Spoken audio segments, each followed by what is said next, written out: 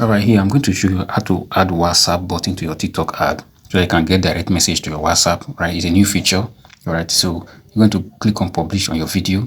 Once you click on publish, you're going to take you to your publish page. Now you have options of boost account.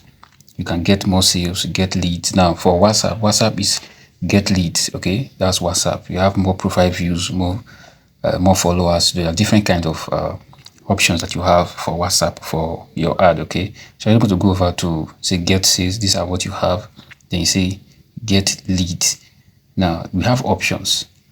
Getting more message, which is WhatsApp. All right, so here you click on WhatsApp and then we have to add our number. Once you add your number to WhatsApp, you are going to get notification. All right, so your WhatsApp number is going to be connected to your TikTok ad so that you can be able to receive messages from your clients and people who want to patronize your product.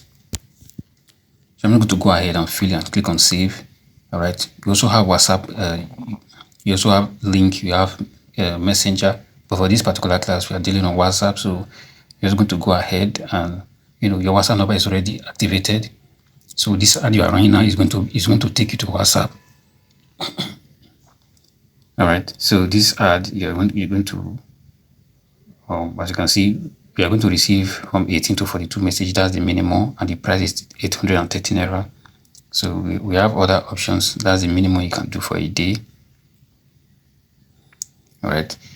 Now you just make sure you pick the particular options that you need because the amount will be showing up here. So you click on agree and make payment now. So this particular account, we have not connected our payment card, so it's going to take us to our payment card over here. So what you need to do is to make sure you have a payment debit card or a credit card. So you're going to go over to your click on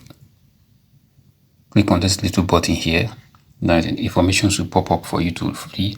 Now we're going to go ahead and fill my informations here. So I'm filling my informations on.